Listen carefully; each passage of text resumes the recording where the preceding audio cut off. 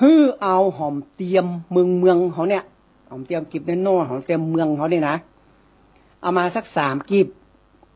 นะเอามา3 กิบแกะเห็นเด้อแกะเรียบร้อยเอามาสัก3 กิบแล้วเอาใส่ถุงใสที่เขาใส่แกงอย่างเนี้ยใส่ถุงสะอาดถุงใหม่นะเอาใส่ถุงใสพ่อแม่พี่น้องท่านฟังสัก3 ลีบแล้วก็เอาอย่างก็ได้เอาตุ๊บตอนนอกถุงให้มันแหลวฮือหอมเตรียมนั่นแหลวเป็นปุ่นนะบอกอย่างเขาเอาตุ๊บตั้งนอกมันเนาะตุ๊บไปตุ๊บมาให้มันแหลวปุ๊บละเอียดดีแล้วบอกฮือเอาน้ำอุ่นนะน้ำอุ่นน้ำต้มแล้วเนี่ยประมาณสักปลายนิ้วก้อยนี่ก็ได้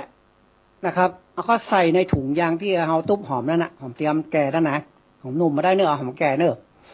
แล้วก็ฮือขยำไปขยำมาฮือหอมเตรียมนะกับน้ำอุ่นนั้นสูนกันนี่มันเข้มข้นนะแล้วฮือเอาหยดหูด้านที่เราตึงหูที่ล้มเอาหูนั่นนะเอาหยดเข้าไปมันจะแสบน้อยมันไปยังเอาหยดเข้าไป2-3 หยดนะถ้าหยดบ่ได้ก็เอาใส่กล้องดูดนี่ก็ได้เรากล้องยางดูดเอาจุ่มแล้วก็ตืดโกนกล้องแล้วก็เอาปล่อยเข้าในหูปึ๊กนี่นะสัก2-3 หยดแล้วห้ามเอาออกประมาณสัก2-3 นาทีเนอะเอาขำมาดึงมาคือมันคว่ำมาจังใดเอาตึงมามันจะแสบน้อยสัก2-3 นาทีเงี่ยงน้ำนั้นขวางเลยเอาเตอะมาถึงวันพ่อแม่พี่น้องท่านผู้ฟังทั้งหลายหายชัดเลยลมออกหูบึ้งนี่นะหายแสบเลยเปิ้นฮื้อเนี้ย2 ครั้งหรือว่า3 ครั้งต่อวันเนี่ยนะถ้ามันอาการนักก็ทำ2-3 วันถ้าอาการมันนักเนี่ยวันเดียวมันก็หายละนะหูตึงหูลมออกหูนี่นะหอมเตรียมมาตุ๊บในถุงใส่ถุงยางนะแล้วเอาน้ำอุ่นเขาใส่ขยำไปขยำมาขยำต้องนอกคือมันเข้ากันดีแล้วบอกเขาก็เอาน้ำมันเงี่ยงใส่หูนะมันจะแสบน้อยๆมันต้องตกใจสักกำแล้วก็เงี่ยงขว้างเลยเงี่ยงจากหูขว้างไปเลยนะครับจะหายหูตึงหูลมออกหูเลยทันทีเลยอันนี้แหละสมุนไพรที่ใจได้หันผลทันทีพ่อแม่พี่น้องท่านผู้ฟังทั้งหลายนะอันนี้มันมีผลนะครับมันมีผลแต่เปิ้นบ่คือใจกับคนที่หูเป็นน้ำหนวกอย่างคันนี้มันได้นะหูเป็นน้ำหนวกอย่างที่เปิ้นฮือใจเด้อหูตึงลมออกหูเนี่ยเปิ้นฮือใจได้เลยนะครับฮือใจได้หายทันทีเลยนี่บ่เชื่อบ่ได้ลบหลู่เด้ออันนี้แหละครับสมุนไพรพื้นบ้านล้านนาของเฮาสมัยโบราณพ่อปู่ฤาษีนารอดพ่อปู่ชีวกอย่างทั้งหลายเนี่ยเปิ้นมีสมุนไพรทั้งหลายหมดเนี้ยเปิ้นเข้าแพะเข้าป่าเข้าดงไปมันมีสมุนไพรอย่างทั้งหลายอย่างนะครับที่เปิ้นเอามาใช้แล้วหันผลทันทีเลยนะครับหันผลทันทีเลยนะครับอันนี้แหละเป็นสิ่งดีๆที่พ่อจารย์พ่อนานไกรสอนได้เอามาอู้มาจ่าพ่อแม่พี่น้องท่านผู้ฟังนะพ่อปู่ฤาษีนารอดเนี่ยที่พ่อนานเอามาครอบกันครูมาครอบใส่หัวใส่เก้าหัวเนี่ยเวลาพ่อหนานหดน้ำคำนึงจำปล่อยอย่างพริกไหลให้ไก่ดีอย่างทำอย่างเสกกระถาอย่างเฮือหมดแล้วอีนาก่อนจะเซตเนี่ยพ่อหนานจะเอาหุบเสียนพ่อปู่ฤาษีนารอดเขาครอบหัวแล้วก็ว่านะโมตัสสะภะคะวะโตอะระหะโตสัมมาสัมพุทธัสสะนะโมตัสสะภะคะวะโตอะระหะโตสัมมาสัมพุทธัสสะนะโมตัสสะภะคะวะโตอะระหะโตสัมมาสัมพุทธัสสะแล้วอาราธนาพระปู่ฤาษีนารอดมาให้น้อยหนึ่งพุทธังอาราธนานังธัมมังอาราธนานังสังฆังอาราธนานังพุทธังปัสสิทธิเมธัมมังปัสสิทธิเมสังฆังปัสสิทธิเมเรียบร้อยกับว่าบทคาถาของครอบครูของพระปู่ฤาษีนารอดนะครับมาเอาสีวังพรหมจิตต่างมานี่มาลือพระปู่ฤาษีนารอดมานี่มาปัสสิทธิเมลือมหาลือมหานาโลโทฮิโลกะเลฮิเลปัญญังโดเนวาตูสุสุกาเอียงหัมโกลืออาหังอยู่แล้วหรือยังพ่อปู่ฤาษีนารอดขออัญเชิญเสด็จมาอยู่ตัวเอหิมาบังเกิดลือพระควาอูทังอโทจะภักกะสะโคงอะเปี้ยงนี่อันนี้คือครอบครูเสียนพ่อปู่ฤาษีนารอดคือกับคนทั้งหลายที่มาบ้านพ่อจารย์พ่อนางไกรสอนนะครับคือได้อยู่เย็นเป็นสุขเวลาที่บ้านนานครอบครูเนี่ยตอนที่พวกนานครอบครูเนี่ย2-3 นาทีเนี่ยช่วงนั้นเนี่ยท่านอธิษฐานจิตเอาเลยว่าสาธุขอหายจากโรคภัยไข้เจ็บเจ็บปวดตรงใดก็ขอหายนะ อธิษฐานจิตเอาคนเดียวนะอยากจะให้มีชีวิตดีคือครอบครัวแต่แยกอย่างแกก็นึกอธิษฐานจิตเอาตอนที่พ่อหนานได้ครอบครูเฮ้อเสียนพ่อปู่ฤาษีเฮ้อนะอันเนี้ยเป็นสิ่งดีที่พ่อหนานได้น้อมนำมอบเพื่อกับคนทั้งหลายพื้นบ้านล้านนาของเฮาหลายท่านหลายคนก็ปากันมาพ่อหนานก็ยินดีเนอะนะครับเสียนพ่อปู่ฤาษีนอนรอดเลยพ่อหนานได้เอาไว้เอาสาเอาครอบหัวเก้าเฮ้อนะพ่อปู่ฤาษีนรอดที่พ่อหนานว่าเนี่ยเพิ่นจะทำพระหลอดหลับปูนนะองค์ละ2-3 ล้าน10 ล้าน20 ล้านนั่นนะครับเจ้าแม่จามัทเทวีนะแล้วเพิ่นจะยาโคนโดยนะครับแล้วเพิ่นจะชอบด้านเสียงเพลงโดยนะปู่ฤาษีลงถ้ำนะอันนี้ของเรื่องของพ่อปู่ฤาษีนรอดเนอะไปจะมาบ้านพ่อจานพ่อหนานไกรสอนก่อนน้อมเจิญเนอะโทรมาก่อนที่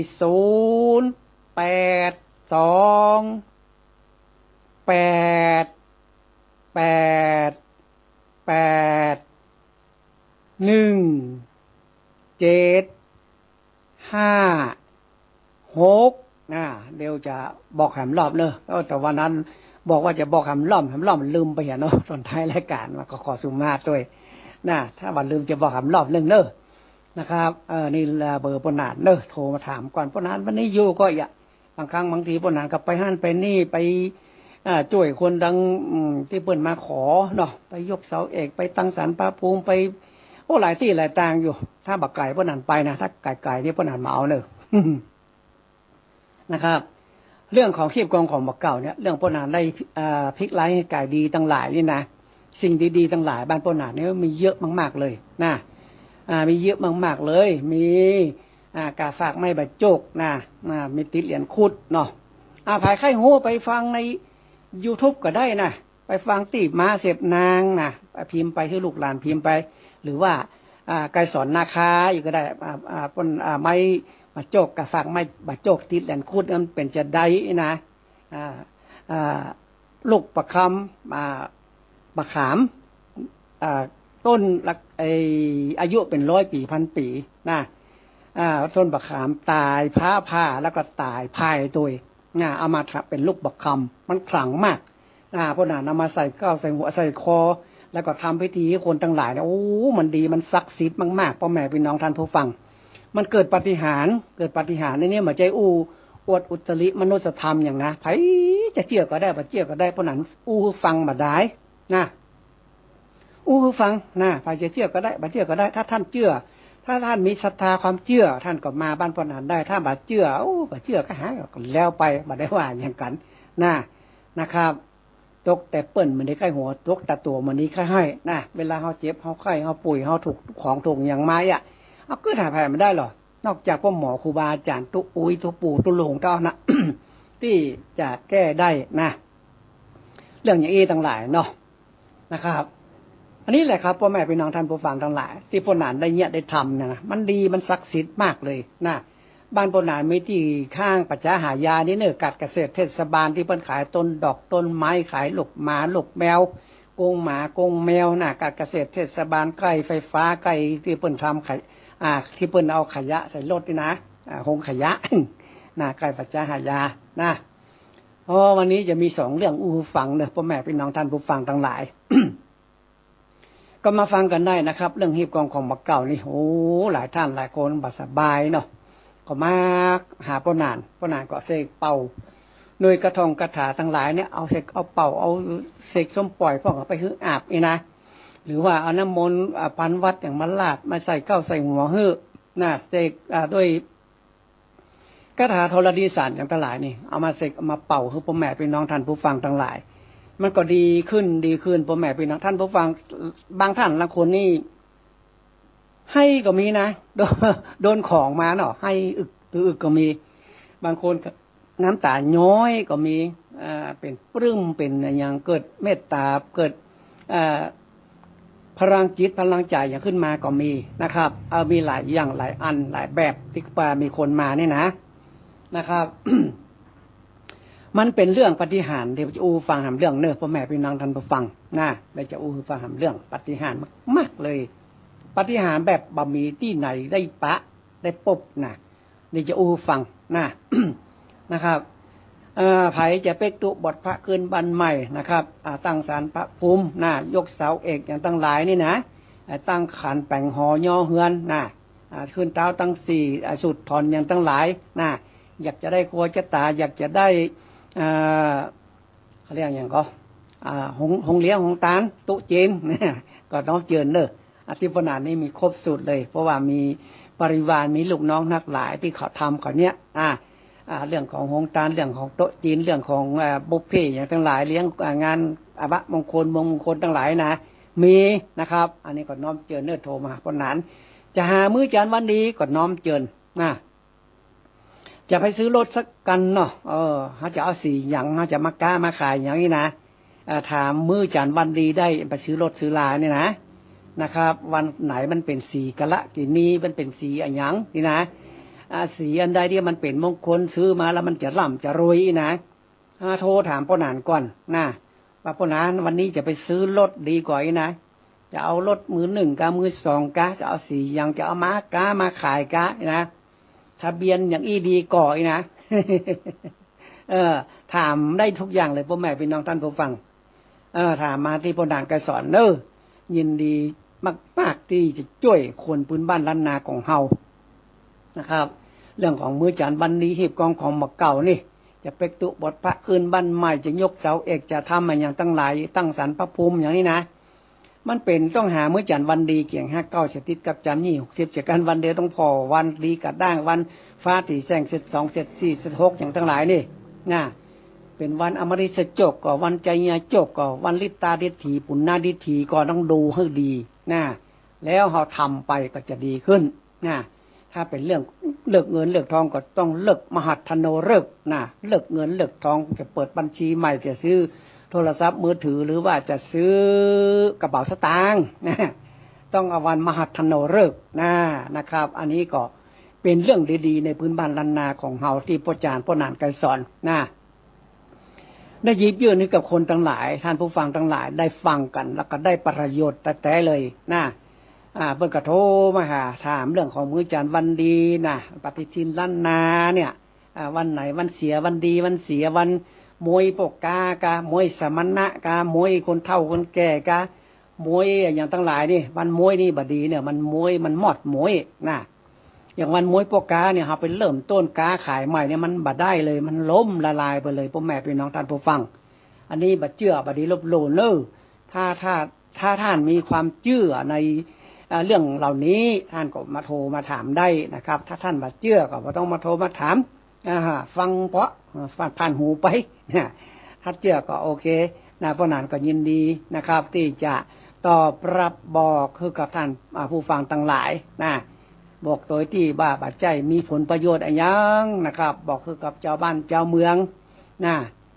จะกินแขกแต่งงานไปตุบทพระคืนบ้านใหม่ส่งจนหน้าจนหลังเป็นอย่างส่งสตวงกาอย่างกาจะจุดจะถอนจะขึ้นเต้าตั้งสี่จะครัวมันเป็นจะได้จะสืบจะตาไม้มันเป็นจะได้ไม้กำขวไก่ไม้108ไม้กำไม้งามอย่างตั้งหลายนี่มีอย่างพ่องครัวสืบจะตายนะกล้วยอ้อยตาลกล้วยอ้อยอย่างตั้งหลายกล้วยดิบกล้วยเป็นเครือมะพร้าวเป็นชะแนงอย่างนี้ หลายเรื่องราวน่าพนานอธิบายความเมื่อใดหมดนะครับอันนี้แหละครับสิ่งดีๆที่บ้านพ่อจารย์พ่อนานไกรสอนน้อมเจิญกันเตียนปู่จ้าก็มีปเลอะเตียนกาเตียนขายเตียนกาแม่นขายมันขายตีดินอยากจะขายตีดินกาเตียนทำให้ผัวเมียดีกันขึ้นกาอีนาโอ้มันมีเยอะแยะบักกาโอ้ออกไปเพราะว่ามันทำแปลกๆอยู่แปลกที่ว่านี่บัจจัยแปลกกันอย่างบัจจัยพิสดารอย่างเพราะว่าครูบาอาจารย์เพิ่นบอกมาไว้คนเอาไปใช้ก็ได้ผลบัจจัยพิสดารอย่างล้ำเหลือแต่บ่ออกอากาศให้ว่าฟังมาได้นะครับไฟมาจะฟังจะว่ามันเป็นอย่างนี้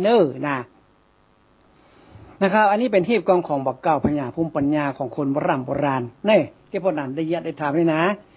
คนจะไปขึ้นศาลเนี่ยก็เอามาน้ำหลอดบาดไปมันก็จะหลอดจะหลุดจะพ้นน้ำหลอดบาดมีนะครับไผที่จะสอบจะสอบเข้าราชการบ้านเมืองก็มีเตียนนะครับพระไตรปิฎกครอบจักรวาลทำให้ สอบผ่านสอบผ่านมีของดีหลายๆอย่างคือมันสอบผ่านคือมันสมัครงานได้อย่างนี้นะมันมีของดีโยบักกล้าบอกเดี๋ยวปัจจุบันเนาะคือเป็นทำนองว่ามีนะครับถ้าใครหูแต่มาเอี่ยวบันปนานเนอะเย็นเจี๊ยบเลยติดแอร์อย่างดีเลยพ่อแม่พี่น้องท่านผู้ฟังนะครับป้ายหน้าบ้านปนานนะติดหน้าบ้านปนานนี่ติดธงชาติเนอะธงชาติผุนใหญ่ปักหน้าบ้านเลยนะครับข้างประจาหายาที่ไฟฟ้าที่ขยะเนี่ยนะถ้าบ้านหลังไหนที่มีธงชาติปักอันนั้นละบ้านปนานเป็นบ้านปนานเนอะน้อมเชิญกันทุกท่านทุกคนนะครับเอาละพ่อนานจะเรื่องปาฏิหาริย์เรื่องที่สองคือฟัง เรื่องปาฏิหาริย์เกิดขึ้นกับพ่อนานเนออันนี้ฟังกันเนอพ่อแม่พี่น้องท่านผู้ฟังยกมือ10 นิ้วเนอถ้ามันมาใจเรื่องจริงมาใจเรื่องนี้เรื่องโกหกหมดเทนี่ขอให้พ่อนานมีอันเป็นไปเนอถ้าพ่อนานจกหลอกลวงว่าบาใจมันมามีแต่ละมานะยกมือ10 นิ้วบุญกินเงินตานมีแต่ใดยกคือหมดเลยถ้าพ่อนานว่าบ่แต่บ่จริงพ่อนานโกหกหมดเท็จพูดจาหลอกลวงนะบุญกินเงินตานมีแต่ใดยกคือท่านหมดเลยถ้ามันบัดแต่บัดจริงนะครับถ้าบัดแต่บัดจริงก็ขอให้มีอันเป็นไปนะเอาอย่างนี้เมื่อก่อนนั้นพ่อนานอยู่เมื่อก่อนหลายปีมาก่อนพ่อนานอยู่บ้านทางในพวกนะในที่พระเดชเก้าพ่อนานก็ไปตั้งองค์เทพองค์เจ้าตั้งเปิดทำพิธีกรรมทั้งบ้านในบ้านไหนพวกนะบ้านหลังน้อยเดียวเนาะต่อมาพ่อนานนี่ก็ได้มาซื้อห้องนะครับซื้อห้องล็อก1นะครับในการเกษตรเทศบาลเลขที่96อยู่ไปอยู่มาปรากฏว่ามันอยู่ทางในลงไปเพราะนั้นย้ายออกมาทางนอกประเดี๋ยวนี้ที่อยู่ประเดี๋ยวนี้เลขที่15ติดถนนใหญ่เลยหน้าไฟฟ้าหน้าขยะนี่มันติดธงชาติอยู่หน้าบ้านเลยทางใหญ่ทางถนนใหญ่เลยเนี่ยหลังเนี้ยเลขที่15เกิดอาถรรพ์พ่อแม่พี่น้องท่านผู้ฟังเกิดอาถรรพ์ขึ้นกับพ่อหนานพ่อหนานเปิดมายังได้เดือนป่ายเนี่ยมาได้ดิที่ขนาดที่พ่อหนานเนี่ยนะเปิดมาได้เดือนป่ายเพราะว่าทำซ่อมแซมทำอย่างทาสีภายในติดองค์ติดแอร์อย่างนะใจงานมาได้เดือนป่ายพ่อแม่พี่น้องท่านผู้ฟังยกมือท่วมหัวเกิดปาฏิหาริย์พ่อแม่พี่น้องท่านผู้ฟังปรากฏว่าพ่อหนานบัดสบายนะพ่อหนานก็ว่ากูเป็นอย่างนี้เตียวก็บักให้ออกเนาะเตียวเป็น9 เท่าก็บักให้ออกเป็นยุกยิกเป็นแบบเบาเนื้อเบาตัววาววิวที่หลายที่หลายตางพ่อหนานก็ยิ้มประจ้างอย่างไรก็นั่งสมาธิพอกะนั่งสมาธิพอมันเป็นอย่างพ่อหนานจะกำหนดจิตดูว่ามันเป็นอย่างพ่อหนานเป็นอย่างไผ่ตู้รองของร้ายไผ่มันลองดีกับพ่อหนานก็นะพ่อหนานก็ทำมากๆเลยเพราะว่าของดีมันพ่อหนานมันนักหรอกทำมากเลยทำหลายเรื่องหลายราวว่ามันเป็นจะได้จะแก้ไขอย่างไรกับตัวเก่าเนาะพ่อหนานก็นั่งกำหนดจิตไว้นั่งพุทโธกำหนดจิตไว้ไปเที่ยวในพุทท้องอย่างก็เที่ยวทิพย์โลกทิพย์เที่ยวไปนั่งไปพอโลกทิพย์ว่ามันทางใดมันเป็นทางใดนะต้องถ้าจะนั่งดูนี่นะต้องดูถึงตี 2 ถึงตี 4เนอะนั่งดูว่าเฮาเป็นอย่างใดตัวเฮาเป็นอย่างใดนะมันเป็นอย่างมันเจ็บมันไข้มันบัดสบายเตียววาวๆวิวเหมือนกับโดนของง่ายๆเหมือนกับคนโดนของเนี่ยเตียววาวๆวิวเตียวเป็นจิตใจที่ว่าแวบๆนะอันนี้แหละเกิดขึ้นกับพ่อหนานก็ยังใดเนาะเปิดร้านมาได้เดือนป่ายนะร้านอันที่ใหม่นี่ที่สถานที่พ่อหนานได้ประกอบพิธีนี่นะเลขที่15นะเลขที่15ห้องที่15เลขที่15เนี่ยมันมาตรงกับพ่อหนานพอดีพ่อหนานเกิดวันจันทร์พ่อหนานไหวยันทุนนี้ไม่ต่างเนี่ย15 รอบพ่อหนานจะไหวตลอดยันทุนไม่ต่าง15 รอบยันทุนนี้ไม่ต่างอบามังคารัญจะโยจามะนาโปสกุณัสสะปะปะกะโหทุสุวินากันตังพุทธาธรรมาสังฆานุภาเวนะเวนะจเมตินะว่า15 รอบพุทธาธรรมาสังฆาว่า15 รอบนะอันเนี้ยพ่อหนานได้มาตรงนี้เลยเอาล่ะกันนี้เกิดปาฏิหาริย์พ่อหนานฟังดีๆเนอะ บาสบายเอาอย่างใดเฮาก็ตึงขึ้นละตึงแล้วก็บุญหมดก็จะมาเตอะอีเนาะโอ้ปรากฏว่าเทพเจ้าเพิ่นมาบอกพ่อแม่พี่น้องท่านผู้ฟังโอ้ยบุญกิ่งบุญตาลพ่อแม่พี่น้องท่านผู้ฟังเป็นว่าป้นนานอยู่ใกล้มูลนิธิมูลนิธินะครับใต้ฮ่องกงใต้ฮ่องกงมาที่มูลนิธิอปพลเพิ่นมีศาลเจ้าอยู่ที่นี่เอาเพิ่นมาเข้าสิงป้นนานนะอันนี้ฟังด้วยกันรับฟังโดยการพิจารณารับฟังเนอะเพิ่นมาเข้าสิงป้นนานโอ้ดิ้นขันลงได้2 วันที่5ที่6พฤษภาเนี่ยนะเอาล่ะมาข้ามกันดิ้นขันล่มมาหันอย่างที่ยังวิวหน้ามืดมาหันอย่างที่ยังวิวว้าวโอ้ประคองสติมาได้เลยนะป้นนานก็ไว้เทพไว้เจ้าไว้อย่างว่าเป็นไผตั้งใดเนาะไผมาเงี้ยอย่างเฮ้ยเนาะโอ้วันที่5มะแรงวันที่6มาเจ้าอ้อมล่ะ8 โมงถึง 9 โมงนี่โอ้ไปบ่อยู่บ้านบ่อยู่ที่ร้านเนี่ยป้นนานอยู่คนเดียวดิ้นขันล่มปรากฏว่าเปิ้นมาบอกเลยเปิ้นบอกว่าเปิ้นเป็นจิตวิญญาณเปิ้นอยู่ที่ศาลเจ้าใต้ฮ่องกงเนี่ยที่มูลนิธิอปพลเนี่ยเปิ้นบอกว่าถ้าไผมาไหว้บ้านป้นนานเนี่ยคือเอาธูปบ้านป้นนานนี่ไปไหว้เปิ้นตัวไปไหว้เปิ้นตัวเอาน้ำชาแก้ว1ไปคารวะเปิ้นแล้วคนนั้นจะร่ำจะรวยเปิ้นบอกนะแล้วป้นนานก็จะได้ร่ำได้รวยจะมีบารมีสูงเปิ้นบอกเปิ้นมาบอกป้นนานป้นนานไผมาป้นนานก็เอาน้ำชาแก้ว1ธูป5 ดอกเอาเวลาทำอย่างเสร็จแล้วเอาไปไหว้เปิ้นนาที่ศาลใต้ฮ่องกงเนี่ยศาลจีนนะศาลจีนใต้ฮ่องกงมูลนิธิอปพลเนี่ยที่ใกล้ๆบ้านร้านป้นนานเนี่ยคือเฮาอยู่ง่ายคนอยู่ใกล้วัดนี่ยังถ้าบักทำอย่างถ้าบ่พิธีพิธานนี่บ่ได้น่ะอยู่หน้าพระเจ้านี่น่ะที่มากล้าบักขึ้นนะนี่น่ะมันมีอยู่อันนี้ป้นนานอยู่ใกล้มูลนิธิอปพลเนี่ยมีศาลเจ้าใต้ฮ่องกงใต้ฮ่องกงนี่ป้นนานจะฟังเนอะเปิ้นเป็น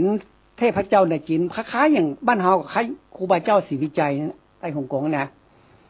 สมัยโบราณนี่ใต้ฮ่องกงนี่เปิ้น เปิ้นเป็นนายอำเภอสมัยก่อนโบราณแล้วคนจีนนี่เปิ้นมีวัฒนธรรมเป็น 2-3 พันปีกว่าเฮาเยอะแยะเลยบ้านเฮายังบ่ถึงพันปีเนาะจีนนี่เปิ้นมีวัฒนธรรมของเปิ้นหลายพันปีนะใต้ฮ่องกงเนี่ยสมัยนั้นเนี่ยเปิ้นเป็นนายอำเภอพ่อแม่พี่น้องท่านฟังเป็นนายอำเภอเปิ้นดูแลประชาชนเรื่องทุกดิบอย่างเปิ้นดูแลพ่อไกว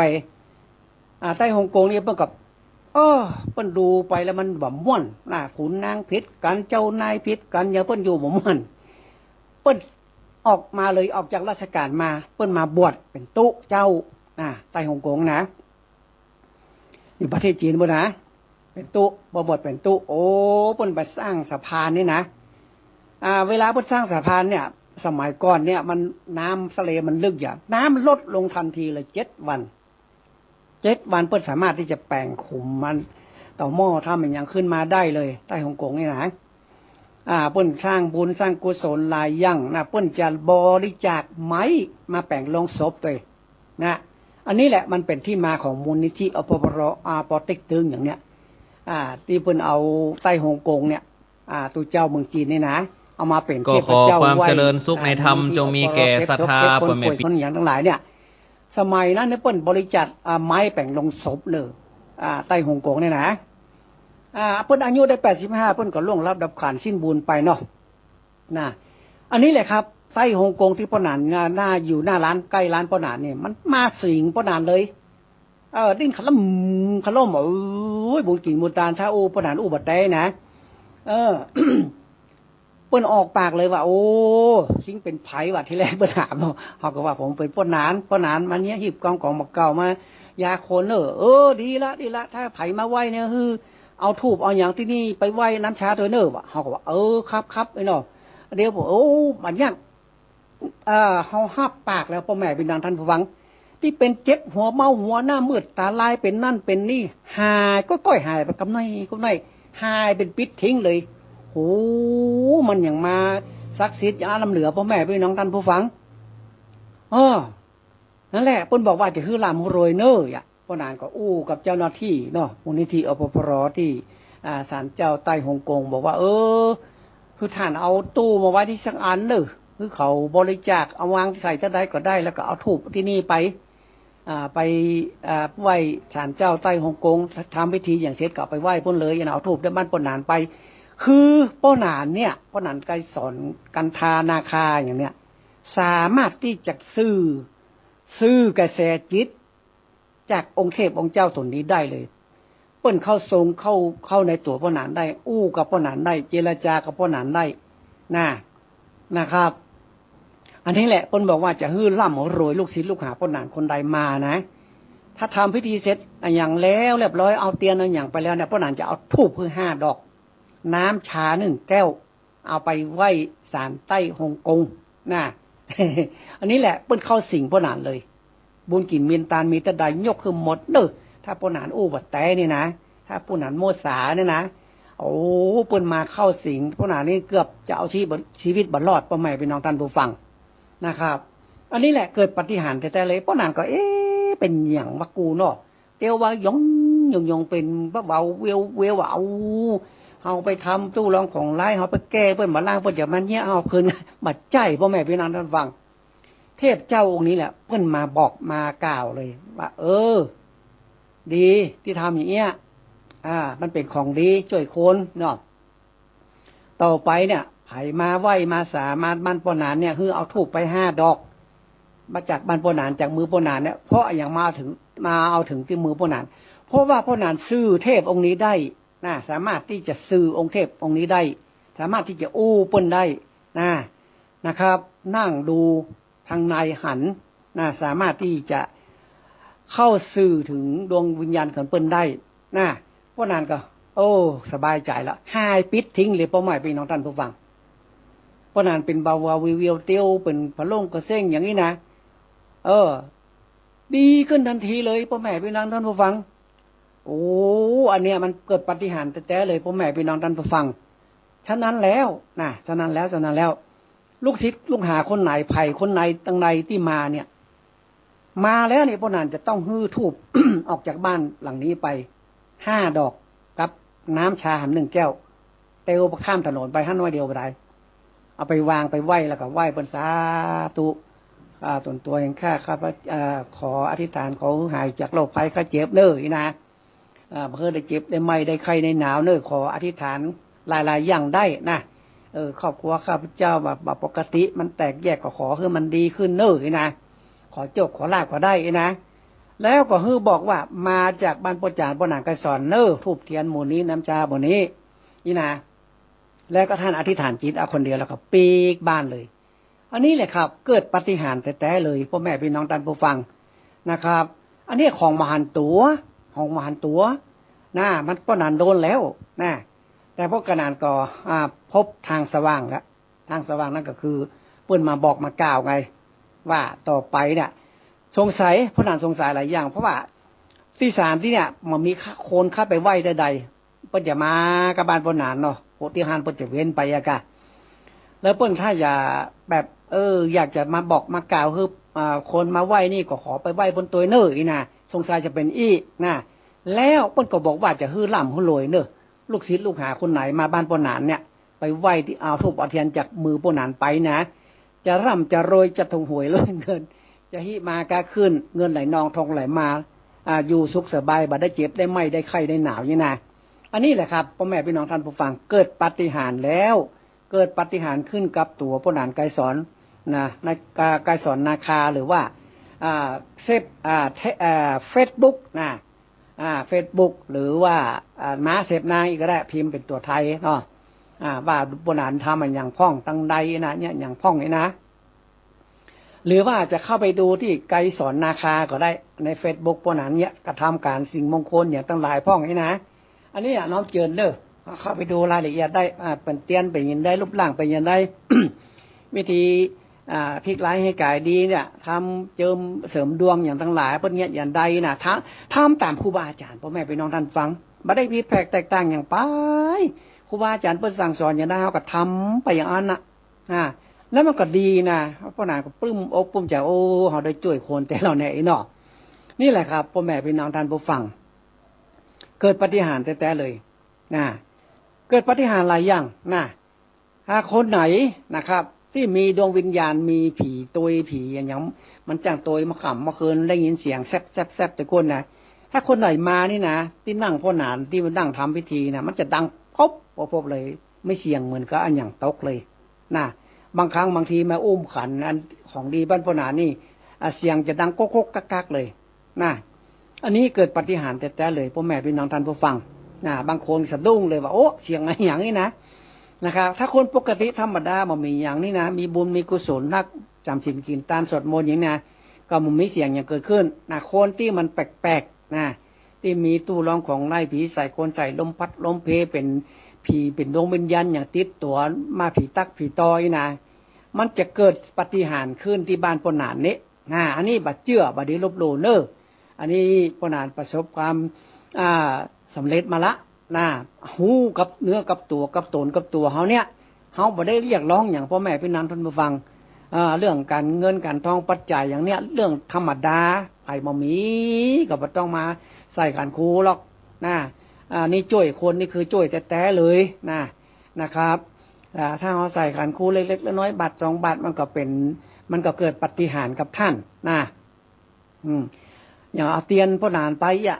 พ่อหนานมันมีตังขอเตียนสักชุดได้ตามพ่อหนานถ้าบ่ได้ซื้อเนี่ยตามพ่อหนานปารมียังเป็นของพ่อหนานอยู่พ่อหนานบ่ได้ท่านเองยังบ่ได้ซื้อยังบ่ได้เป็นของท่านเลยก็ได้เอาไปเลยนะครับจะเฮอดีก็ซื้อถ้าได้ก็ได้บาท2 บาท3 บาทก็ได้บ่ต้องตามที่พ่อหนานว่าก็ได้เพราะว่ามีปัจจัยนะถ้าเอาบ่ซื้อมันยังเป็นของพ่อหนานอยู่พ่อหนานก็เฮ้ออยู่แต่พ่อหนานก็ได้อธิบายความว่าถ้าบ่ซื้อนี่มันเป็นของพ่อหนานอย่าเน้อถ้าซื้อแล้วเป็นของท่านละเฮาก็มีกรรมมอบคือไปพุทธกุณังธรรมกุณังสังฆกุณังสิปะกุณังอาจาริยะกุณังเมนะถังสรณังคัสสามิสัพพะอันตรโยวนัสสุเมสาตุปิสโนครูบาอาจารย์สถิตอยู่วิมานคำหลังเอกเหนือฟ้าเมฆไปบนลังสิญาโยนไวแว่นนักนิแต่นแก้วเรืองลายมีคิงไผองค์อาจดูวิราชงามตาม่านแพอากาศกว้างและสล่างเปิงเปล่าอักษรสาวให้อ้อมปริวารร่อมรุมราเจือนเจ้าลงมาผายแผ่มาป่านแม่ตุลิยนสะปะนนถีม้วนดังตะต้วนละเมาใจพิน7 สายลับลูอาสุปีละหูปีปูดังเดือดเสียงปานิดวันน้ำเป็นระบำติงต้องสลองเท้าเจ้าพร้อมปีเกี้ยวเสียงสวรรค์ปีทารมโรกังดังเดือดเสียงปานิดวันค้างเจิญเจ้าจอมผังยศยิ่งมะลิงน้ำอ้อไหลลินเอาหมดเอ็นติบเสกไว้อ้ออาอีสีตาจะแม่นอุแก่นภาษาโอพญาจำไว้สปะจังไรจงฟังเล็กนี่หันปันนั้นจุงจังมีใจยะสิทธิกัมมังสบะปะปังวินาสันตุสิทธิกิจังสิทธิกัมมังสิทธิกาลิยะตถาคโตสิทธิเตโชชโยในจังสิทธิลาโพนิรันตลังสปะสิทธิพระวันตุโวนี่อันนี้เวลาใครเอาเตียนไปเพราะนั้นจะว่าอีโตหรือเขากำเตียนตัวว่าอีตัวเราเอาหม้อเพื่อเปิ้นไปเพื่อก็ไปจุดไปปูจาไปตามมันก็ดีขึ้นนะเพราะว่าเขาว่ากรรมขึ้นครูคือเปิ้นทุกคนหรอกมันจะว่าเพราะนั้นซื้อเตียนปูจาเตียนเอาไปเลยปัจจัยเพราะนั้นต้องว่ากรรมหมู่นี้กรรมขึ้นครูนี่เราคือข้านกรรมน้อยหนึ่งเพราะนั้นกรรมน้อยหนึ่งว่ากรรมขึ้นครูขึ้นไปแล้วก็เอามวลสารเขาทาขี้สายเตียนแล้วก็ฮื้อไปปูจมปูจามันก็เกิดสิ่งดีๆขึ้นพ่อแม่พี่น้องท่านผู้ฟังทั้งหลายสิ่งดีๆเกิดขึ้นแน่นอนวันนี้เรื่องราวหลายอย่างเนาะเรื่องปาฏิหาริย์เรื่องปู่ฤาษีนานรอดเหลือเวลาน้อยเดียว 2-3 นาทีเนอะทุกวันอาทิตย์เนอะพ่อแม่พี่น้องท่านผู้ฟังมาฟังกันเนอะอันนี้ที่พ่อหนานไปนี่บ่ใจมุสาอย่างบุญกินบุญทานมีตาได้ยกคือท่านหมดเลยถ้าว่าพ่อหนานมุสาเอาหลอกลวงว่าบ่ใจความจริงนี่นะบุญกินบุญทานมีตาได้นี่พ่อหนานขอยกคือท่านหมดเลยนะครับอันนี้แหละมีอย่างไรอย่างนั้นคือท่านผู้ฟังทั้งหลายคนเฒ่าคนแก่คนปืนบ้านล้านนาของเฮาเป็นที่เปิ้งที่อาศัยคนเฒ่าคนแก่คนเจ็บคนไข้คนได้ป่วยอย่างทั้งหลายนี่นะครับก็ดีแต่เลยพ่อแม่พี่น้องท่านผู้ฟังจดแหมรอบเบอร์โทรคนเฒ่าคนแก่จังโจม ก็นานมาได้เจ้าก็โจทย์บัตรตันจะตื้อไอ้นะเตรียมปากกาไว้จะบอกคำรอบหนึ่งเราเหลือเวลาเท่าไหร่เนี่ย3 นาทีเนาะ0 8 2 8 8 8 1 7 5 6นี่เบอร์ประจานพ่อนางการสอนโทรมามาจาพ่อนางก่อนเรื่องเล่าฮิบของบักเก่าเรื่องทำพิธีกรรมยังตั้งลายบักเข้าใจตั้งใดอยากจะมาแอวมาหามาแหวงหาพ่อนานก่อนน้อมเจิญโทรมาถามพ่อนานมาพ่อนานได้ยินดีต้อนรับทุกท่านทุกคนนะครับทุกวันอาทิตย์ตั้งแต่เวลา10 โมงถึง 11 โมงนะครับที่สถานีวิทยุขึ้น 104.50 นะครับตั้งอยู่ในวัดไฟหินนะครับมีท่านพระคุณเจ้าท่านพระครูสมุวิสุวัตรวรกิจโจเป็นเจ้าหน้าที่สถานีวิทยุคอยดูแลผู้น้อยผู้นานผู้จานวัดครูบาอาจารย์ตั้นเจ้าตุลุงตุปู่ตุอุ้ยอย่างมาวัดจ๋าในห้องส่งสถานีวิทยุก็ขอขอบคุณยินดีกับท่านพระครูสมุวิสุวัตรวรกิจโจโดยที่เวลาปนา1 ชั่วโมงนะครับวันอาทิตย์ตั้งแต่10 โมงถึง 11 โมงก็เป็นบุญเป็นกุศลแต่เลยเพราะว่ามีท่านผู้ฟังหลายท่านหลายคนเพิ่นฟังกันนักกันหลายนะครับเป็นที่ปึ้งกับคนเฒ่าคนแก่คนที่เพิ่นบ่สบายเป็นไข้บ่ฮู้หายเป็นจมเจาะเดาะด้อยเป็นผีใส่คนใส่ตู้ร้องของลายเป็นลมพัดลมเพเป็นผีตักผีตอกินข้าวบะล้ำกินน้ำบะรงครอบครัวแตกแยกลูกหลานจะไปสอบราชการบ้านเมืองจะไปสมัครการสมัครงานบริษัทร้านค้าอย่างค้าอาจจะไปค้าไปขายอยากจะได้เกียนค้าเกียนขายของขลังอย่างตลาดน้อมจืนมาโทรหาปนานมาอย่าหาปนานอันนี้ยินดีต้อนรับทุกท่านทุกคนเลยวันนี้จะได้ยกมือ10 นิ้วไหว้สาวันติดหน้ามาปะกันใหม่วันนี้ขอคืนเวลาให้ตั้งสถานีเปิ้นไปก่อนจัตตารโอธรรมาวัฏันติอายุวันโนสุขังปะลังสาธุสาธุสาธุ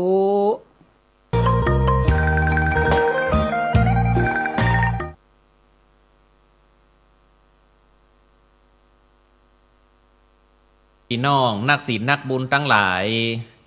สำหรับในวันนี้เขาก็มาฟังในเนื้อหาสารธรรมกำเมืองอานิสงส์และตำนานปีใหม่ปื้นเมืองเหนือเพื่อเป็นตำนานเรื่องราวเกี่ยวกับสงกรานต์ปีใหม่ให้กับพี่น้องศรัทธาได้สดับรับฟังเป็นลำดับโอกาสต่อไปนะโมตัสสะภะคะวะโตอะระหะโตสัมมาสัมพุทธัสสะเอวัมเมสุตังเอกังสา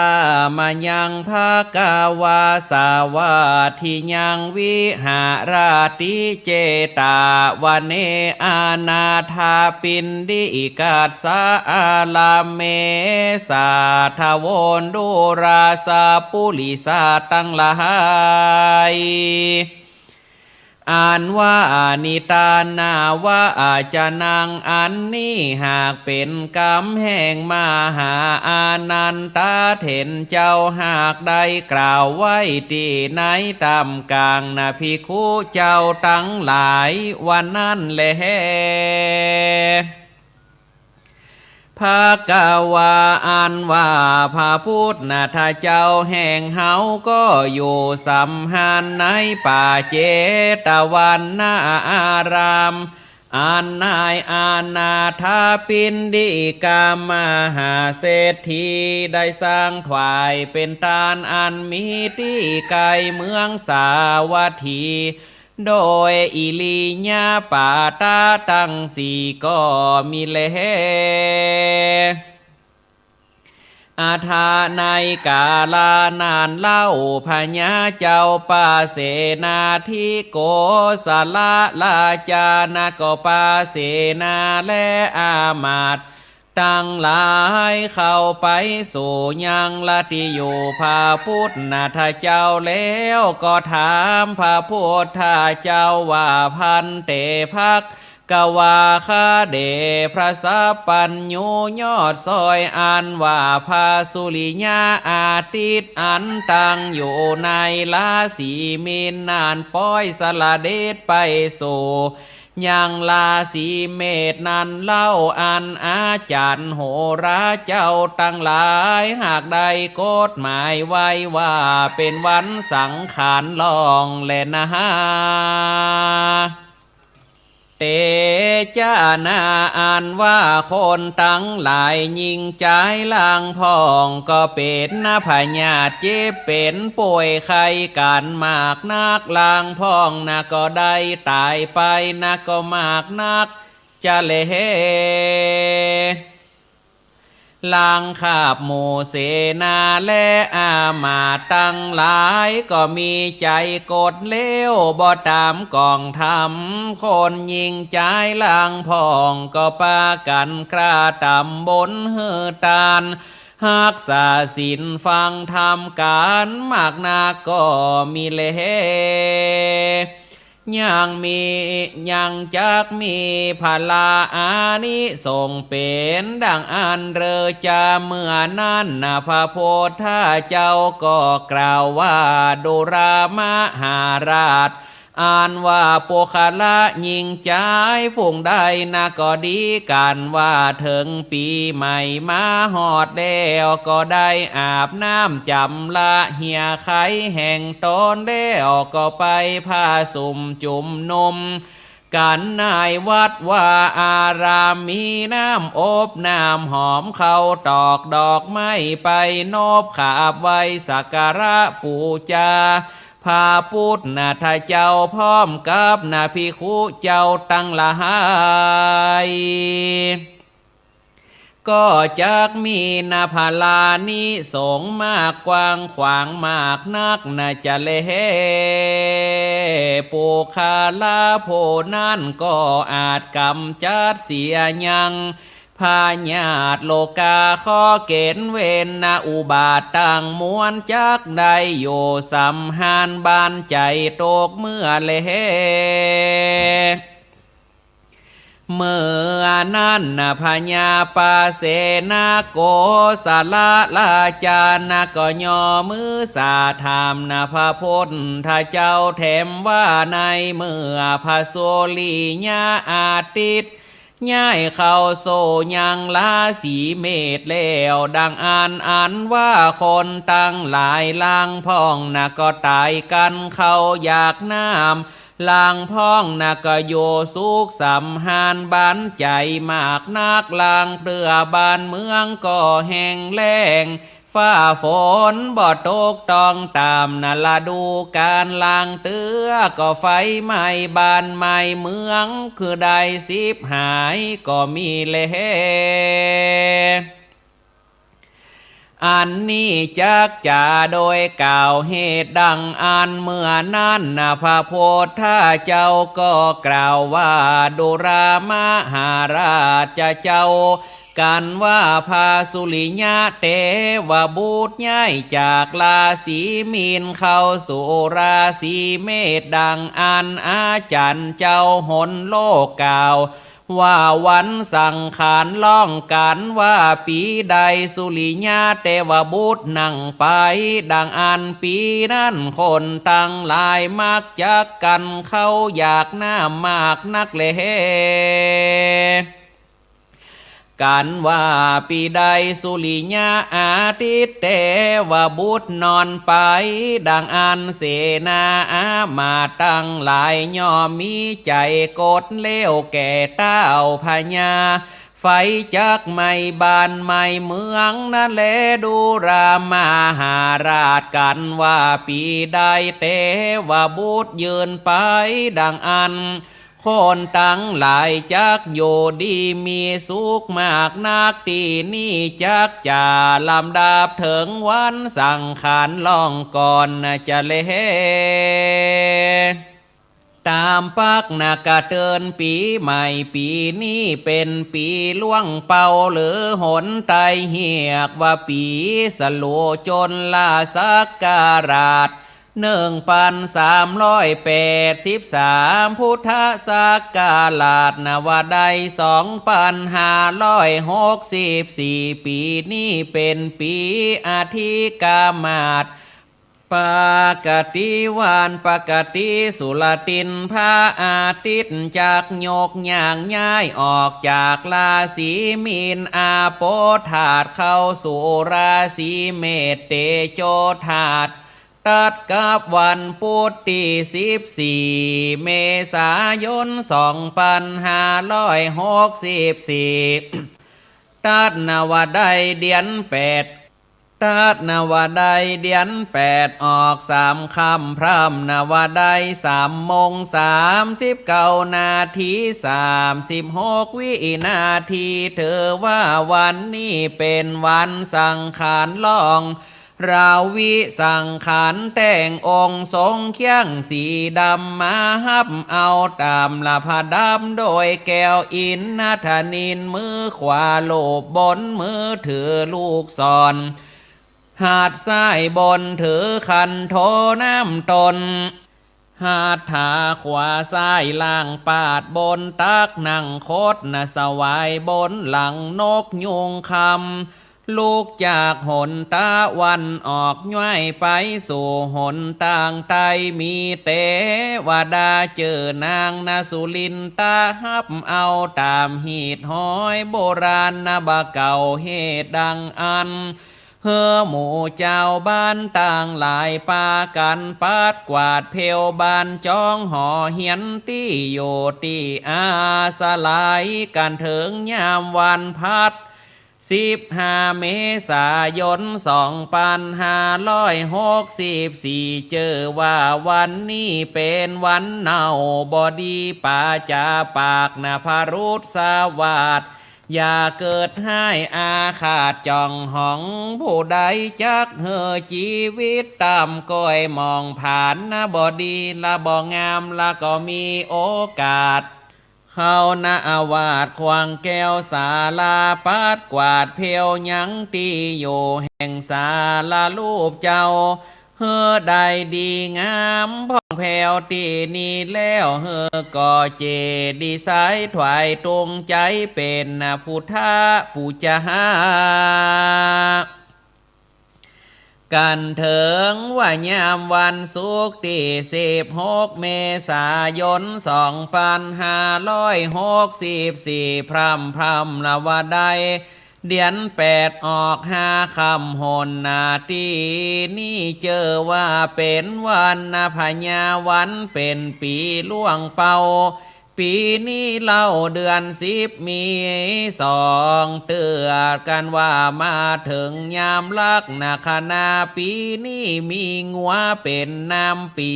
วันนี้เฮอตั้งใจทำบนตักบาทโอทิศญาตินามหมายทหารไปหาดวงวิญญาณป่อแม่เท่าแก่ตายละขาบเนาอินทรีกันว่าเป็นปีนี้ล่วงแล้วกันว่ามาถึงยังปีใหม่แก้วละพญาวันปีนี้นางสังขารชื่อว่าราคะตราตาสะเทวีนาตาลงพาหุลัดยังดอกบัวหลวงมีแก้วมโนเป็นอาพรพักษาหารกินเลียดหัดขวามือขวากำตีศูนย์มือซ้ายกำละธนูใส่ญาตินอนลับตามาบนหลังหมูปีนี่นาคือน้ำส่องตัวบันดาลฝนตก505ตกในจักนักวาน205ตกในป่าไม้หิมนามาปาน155ตกในน้ำตามหานสมุทร105ตกเมียงละมนุษย์ลุ่มไต55ปีนี่ขนนางเต้าพญา เพคุสังฆาสมณะจีพรามจักใดเดียดร้อนสัตว์สี่ตินจะเกิดโลกหาคราชีวิตมากนักน้ำจักท่วมนักนาหงดีนาดอนป่านกลางป่าน้อยป่าใหญ่จักสมบูรณ์หน่อยไม่พาลาพักษาหารแมงจักหลงกินเสียมากนักน่าจะเล จักมีอนนาตาลายจากตาวันออกมีการคาฝันแต่งบันจิ้นคนตั้งหลายจักเมื่อยคายเป็นพญาติผีให้มากนักจะเล ปีนี้สังขารล่องไปวันพุธวันอาทิตย์น่ะเป็นวันธงชัยวันจันทร์นะอาทิ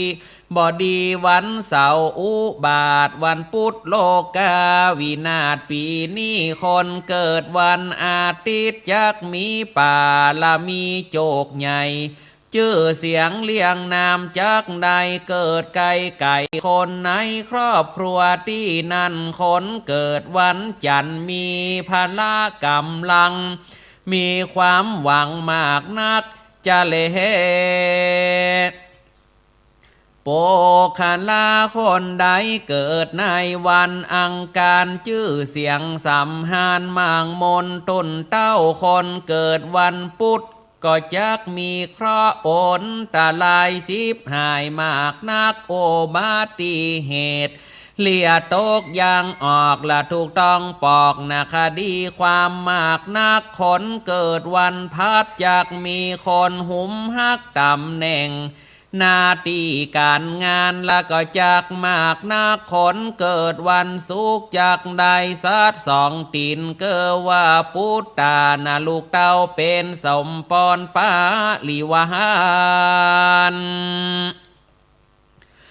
อ่านนาว่าคนเกิดวันเสาร์เฮินะระวังคนตู้ร้องของใส่คนเกิดวันพุธปีนี้สังขารลายล่องวันพุธนะสลีจักอยู่ที่ปากกาลกีนิโยหูดังจังไหลโยตั้งหลังวันการเมื่อดำหัวเฮอเบนนาไปตั้งไต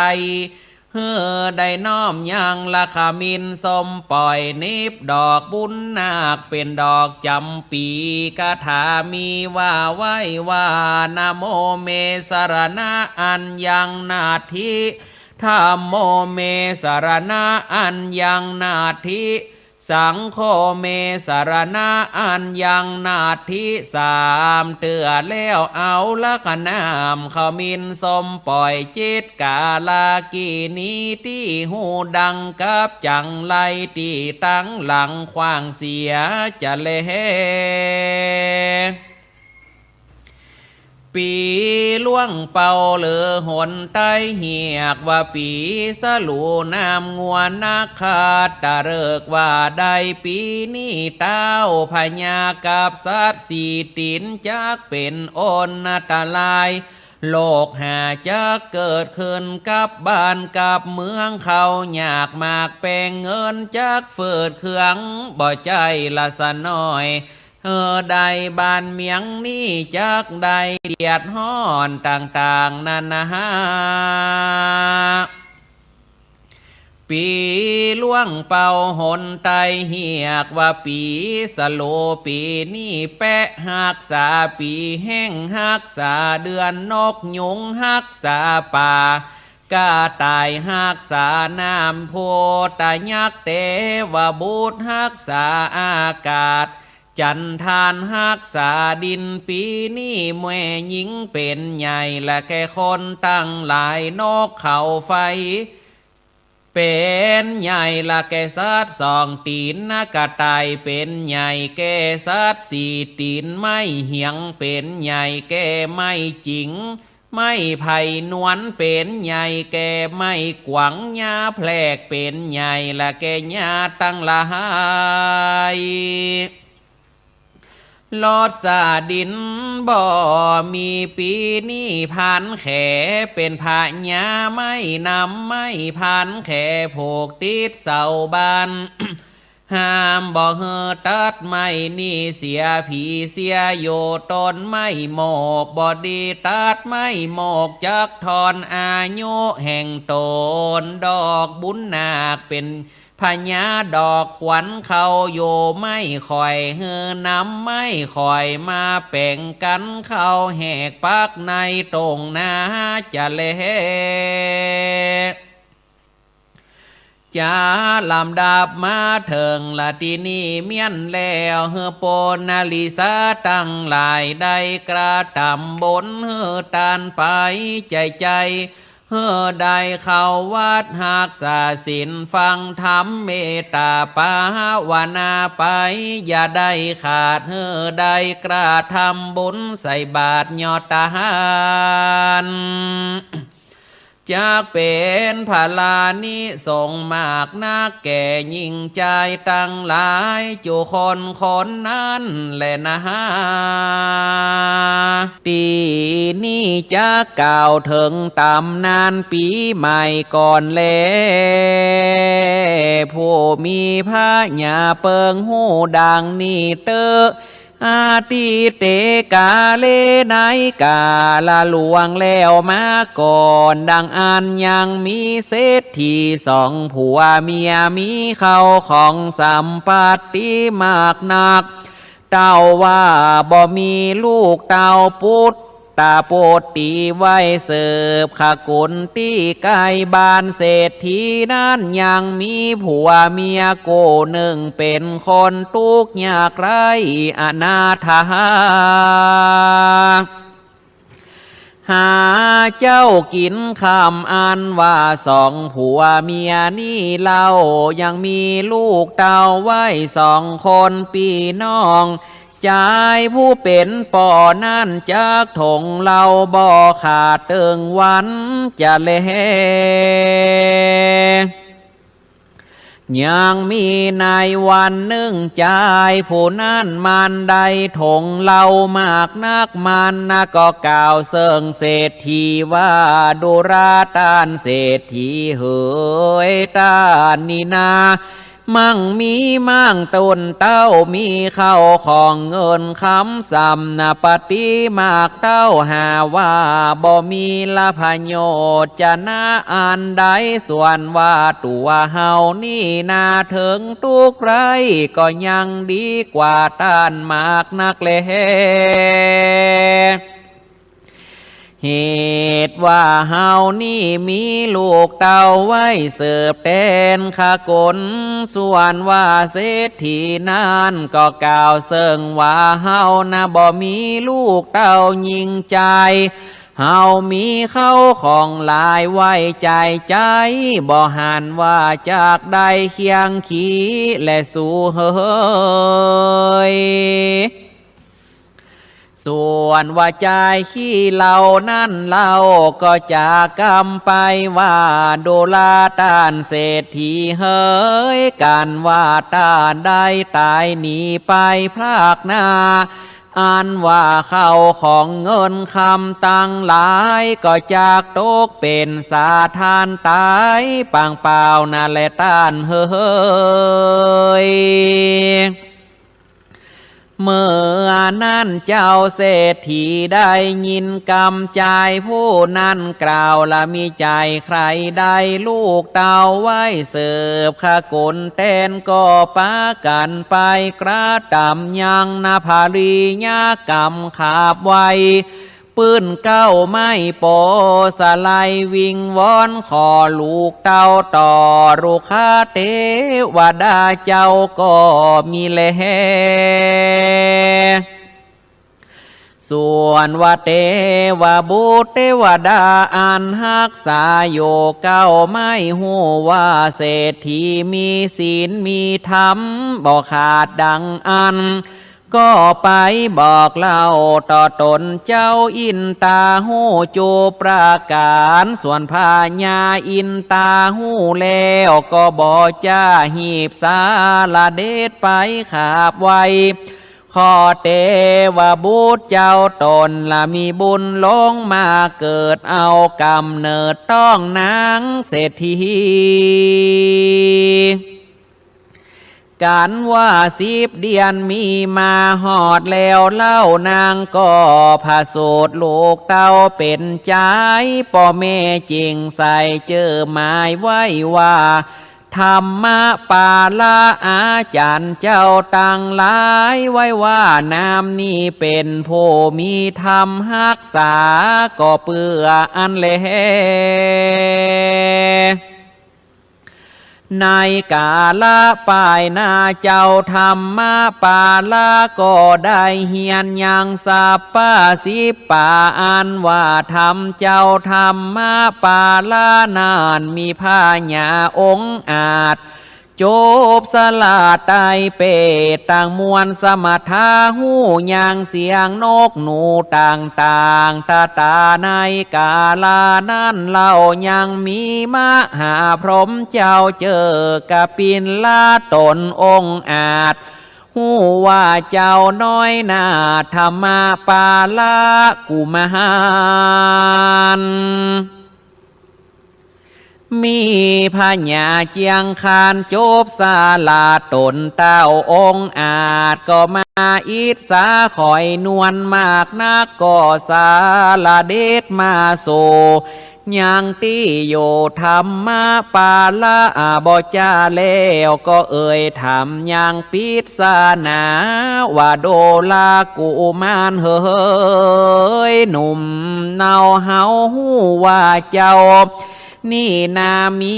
พระญาปัญญาองค์อาจเหตุนั้นเฮาใครถามปิ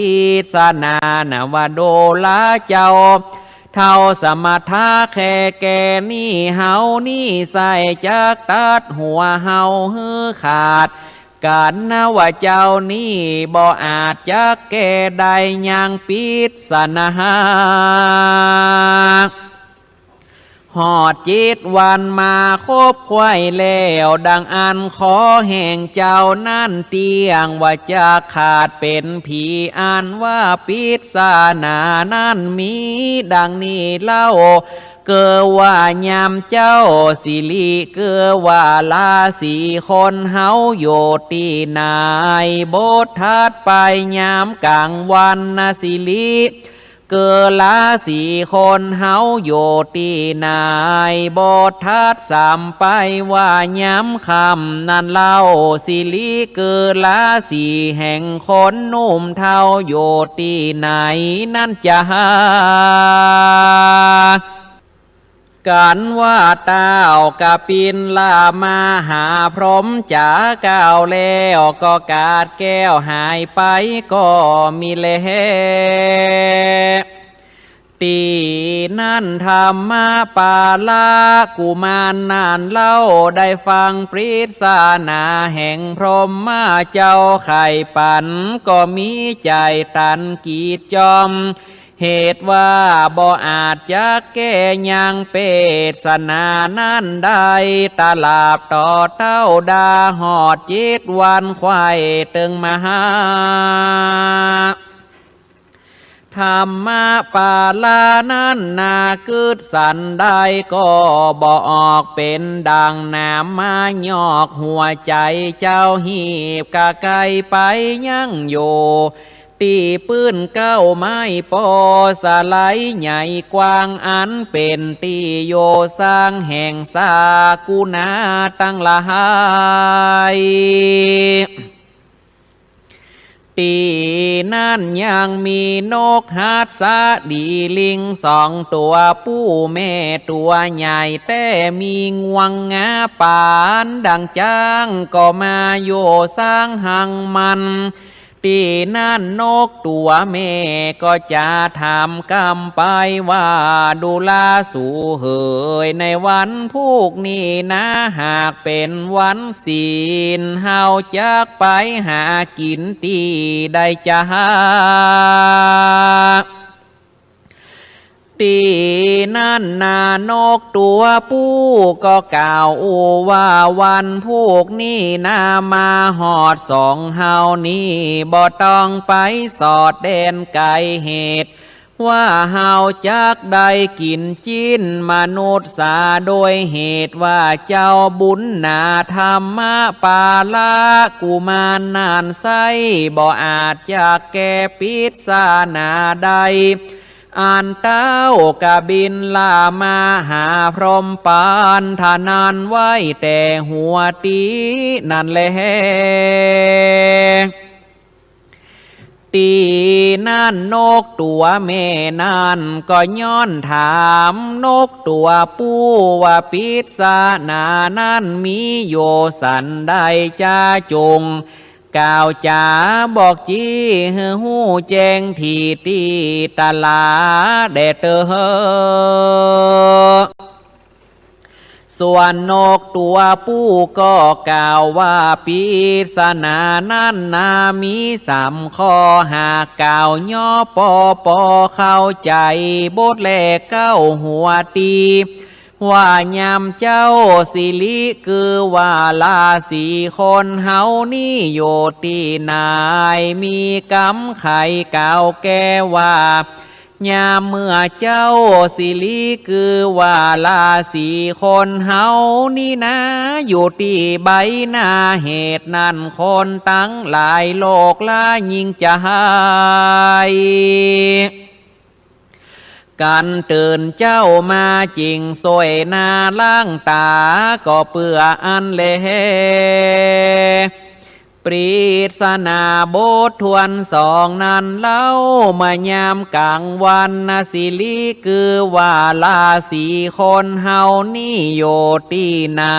ยหากมีกำไข่เก่าแก่ว่าสิลิคือลาสี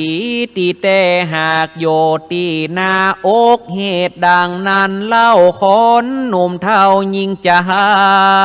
ยกันกาลาย้ำควายเตียงแล้วดังอันจริงเอาน้ำเย็นใส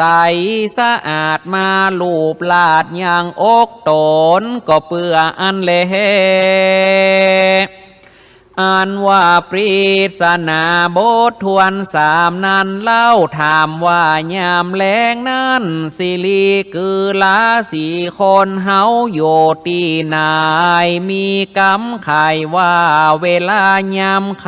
ำสิลีคือว่าลาสีของคนเฮานั้นโยตีตีนเหตุดังอันคนยิงใจทั้งหลายนั้นเล่าจักเขาละตีนอนพักผ่อนกันยาจริงเอามาสวยล่างตีนก็เปื่ออันเลนกฮัดสะดีลิงสองตัวแม่ปู่จ๋าก้าวอยู่บนเก้าไม้เหตุว่าเจ้านอไทยธรรมมาปาละนานเล่าอนนอนอยู่ปื้นเก้าโปสลายการได้ยินกำไข่กะอูแห่งนกสองตัวผู้แม่ก็หูแจ้งแก่ยังปิดสนานั้นจูอันก็มีเลการว่าทวน7 วันมาฮอดแล้วเต้าตนแก้วกะบินละมาหาพรหมก็สาลเดชมาโสนายที่โยธรรมปาละกุมารก็เปื่อจะขอฟังกำเก่าแก่ปิศานาอันได้สัญญาว่าไว้ส่วนเจ้านอไทยธรรมปาละกุมารก็ไขยังปิศานานั้นได้จูประการก็มีเลยามนั้นเต้ากะบินลามาหาพรหมตนองค์อาจห หูว่าตัวจักหัวปูดขาดไปจากบาก็เหียกลูกลาต่างเจ็ดนางมาหาแล้วก็สั่งจาว่าไว้เฮอหูเสียงควายตามีว่าดูลานางเฮยลูกสาวสาลีของป่ออันว่ากาลายามนี้เจ้าหนอจงได้ฟังอันว่าหัวของป่อนี่นะขาดแล้วเฮอลูกแก้วเอาขันมาใส่ไว้อย่าเฮอได้ตกลงไปนา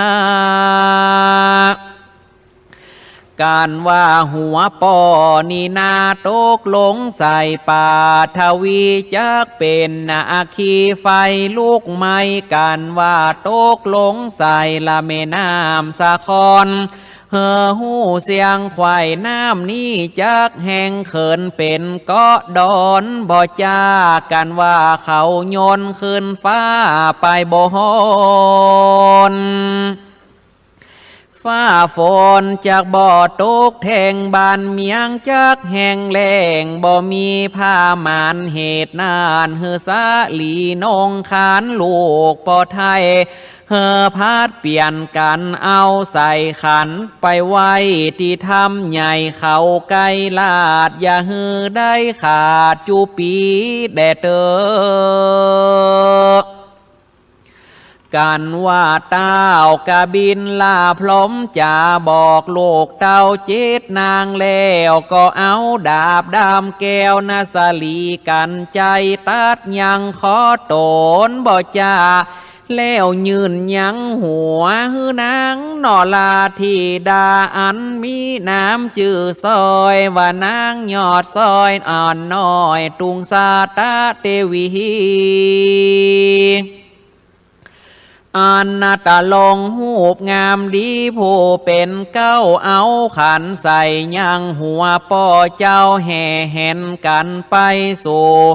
โด่งไพรเขาไกลราดบ่ได้ขาดจุวันปีใหม่ก็มีวันนั้นแหละนะฮะการว่าลาจาทีดาแห่งเต้ากะบินล่าพรมตังเจ็ดนางนานเล่านางโพเป็นเก้าเจอ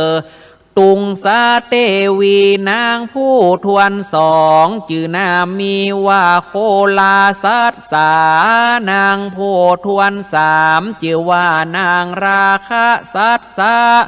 นางผู้ทวนสี่จื่อนางมนทาเตวีนอนเอานางผู้ทวนหานี่เล่าจื่อว่าสีลินีสาลียอดซอยนางผู้ทวนหกจื่อนางอ่อนอ้อยกิมินทานอไทยนางโพทวนเจ็ดนี่ไส้เจอว่านางมโหตระบุญนากันว่าสังขารมาไขว่หอดนางแก้วยอดตั้งหลายก็พันพายกันเอาขันใส่ยังหัวป่อพรมนอไทยแล้วแห่เห็นกันไปบ่ขาดจูปีแลนะฮะตีนี่จักจะเล่าเถิงนิมิตเสียงเตวดาตั้งหลายหากสำแดงแก่โลกต่างมวลโดยเสียงฟ้าห้องก่อนแลผู้มีพระญาเปิงหูดังนี่เตอคือได้ฟังไปทั่วที่สาตั้งแต่เดือนห้าออก5 ค่ำไปถึงเดือน6เป็งแลพี่ว่าฟ้าห้องหนตะวันออกดังอันชื่อว่าเทวดาไข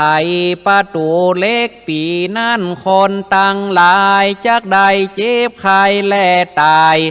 กันไปมากนักฝนจากบัวลิมวนดีแลนะฮะ หลอนพี่ว่าฟ้าฝนห้องยังหนตะวันออกแจ่งใต้เจอว่าเทวดาไขประตูลมปีนี้ลมจักแห่งมากนักฝนหัวปีจักมีน้อยกลางปีจักมีนักแลนะฮะพี่ว่าฟ้าห้องหนใต้เจอว่าเทวดาไขประตูไฟปีนั้นฟ้าฝนดีผ่านกลางจะเลกันว่าฟ้าห้องหนตะวันตกแจ่งใต้เจอว่าเทวดาไขประตูหินปีนั้นฝนจักตกมากนักกันว่าฟ้าห้องหนตะวันตกเจือว่าเทวดาไขประตูคำปีนั้นฝนหัวปีมีน้อยกลางปีจักมีแลการว่าฟ้าห้องหนตะวันตกแจ่งเหนือได้เจอว่าเทวดาไขประตูตองปีนั้นฟ้าฝนดีคนจักโยสุขสบายกันว่าฟ้าห้องหนตะวันออกแจ่งเหนือได้เจอว่าเทวดาไขประตูดินปีนั้นฝนตกดีบ้านเมืองจุ่มเย็นเป็นสุขกันว่าปีใดฟ้าห้องหนเนี่ยปีนั้นฝนดีหัวปีบ้านเมืองจะเกิดศึกคนจักเป็นพญาติมากนักเฮอปูจาไว้สาพระพุทธเจ้าเฮียเตอจักโยสวดสดีแลนะฮะตีนั่นนะพญาป้าเสนาที่โกศลลาจาก็ย่อมือสาถามพระพุทธเจ้าในเมื่อสังขารล่องไปแล้ววันลุนดังอ่านคนตั้งหลายเล่ากันว่าเป็นวันเน่าดังอ่านทัดนั่นไปแถมวันหนึ่งนั่นจริงเฮียกว่าวันผาญาวันก็เป็นโดยเหตุสันใดจะหา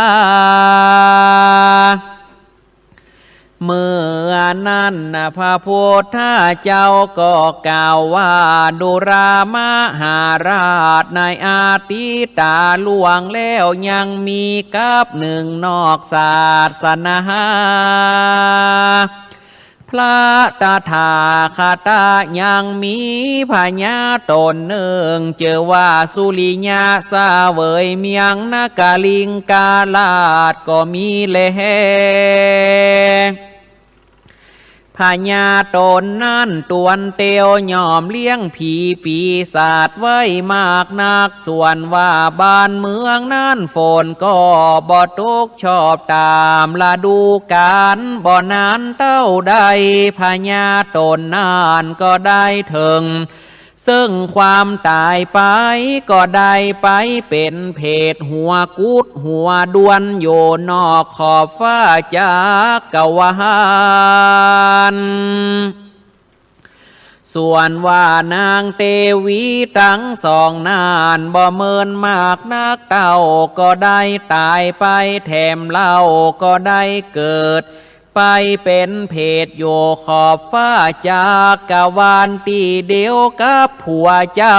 พญานางเพศตั้งสองกันว่ามันหันใส่พญาอันเป็นผัวเมื่อนั้นก็ปากันเล่นเข้าไปสวมกอดเอาพญาเจ้าผู้เป็นเพศหัวกุดกอดโยเต้าใดก็บ่ได้เหตุว่าหัวมันกุดนั่นใส่ในกาลาหอดปีใหม่สังขารล่องไปแล้วมันลูนเมื่อดังอัน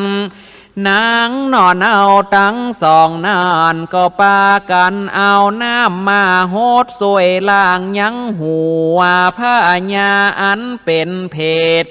หัวกุดนั่นเนาอันเหม็นหือหายเสียแล้วนางโพเป็นเมียเก้าก็สวมกอดอยู่หันแล อันนี้แหละเหตุเก้าเงามีมาว่าคนตั้งหลายจริงเหียกว่าวันเนาก็มีหันแลดูลาพญาเจ้าอันว่าวันเนาล่วงไปแล้วหอดวันลุ้นแถมเล่าคนตั้งหลายกล่าวว่าเป็นวันพญาวันก็เหตุว่าพญาสุริยาเตวบุตรใหญ่เขาลาสีเมตรนั่นแหละคนตั้งหลายลางพองก็เฮียกว่าวันพญาวันปีใหม่นั่นตีนานพญาปาเสนาทีโกสลาลาจา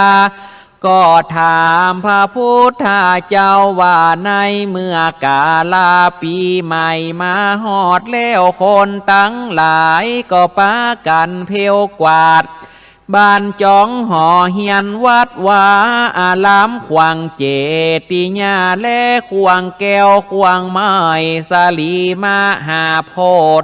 เอาน้ำอบน้ำหอมน้ำข้าวมินส้มปล่อยอาบองค์ทรงเกศสาละลูบเจ้าผู้เฒ่าผู้แก่พ่อแม่ครูบาอาจารย์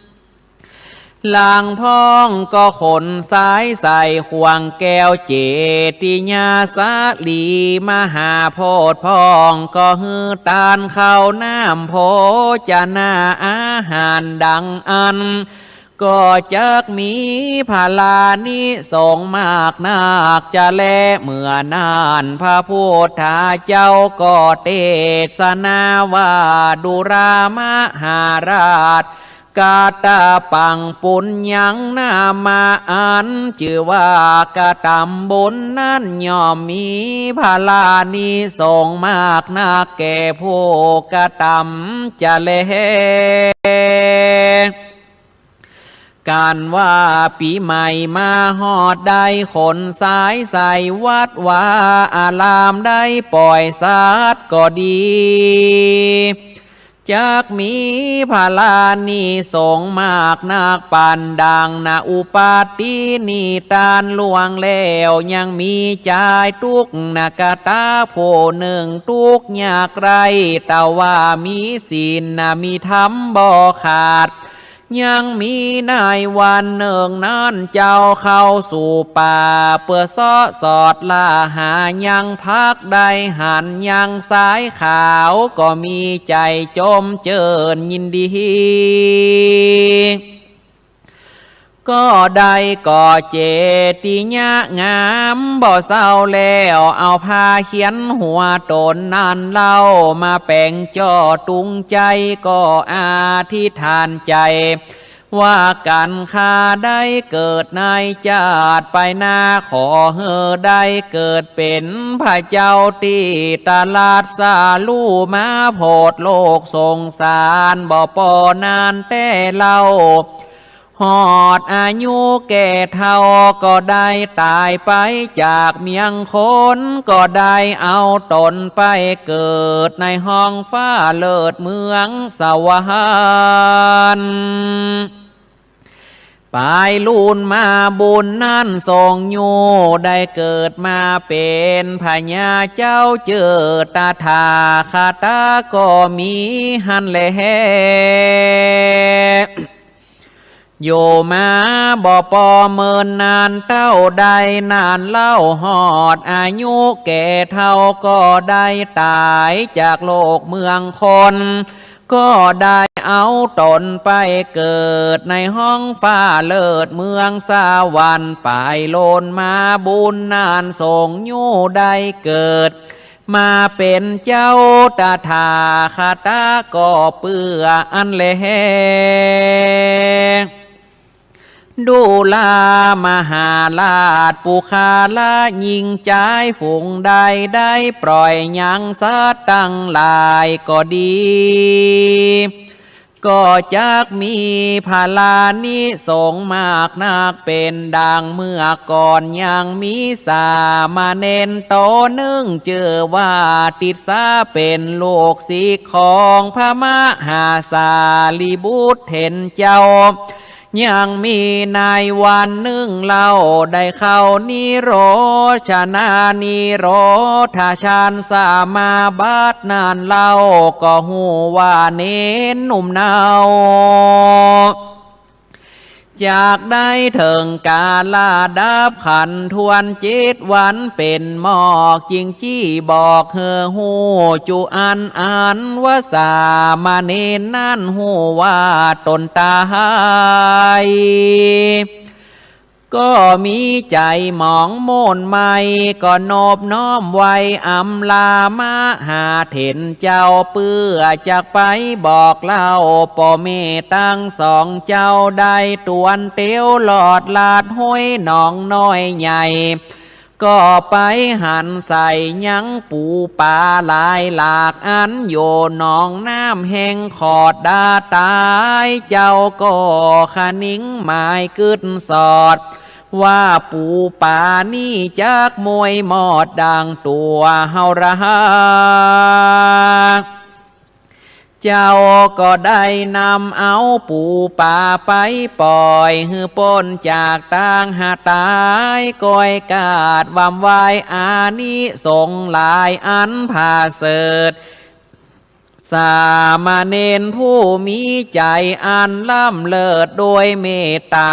ก็พ้นจากมรณะกับมีกาญาจมเจิญปิติเตือนเจยบานก็มีแลดูลามหาราชเจ้าปู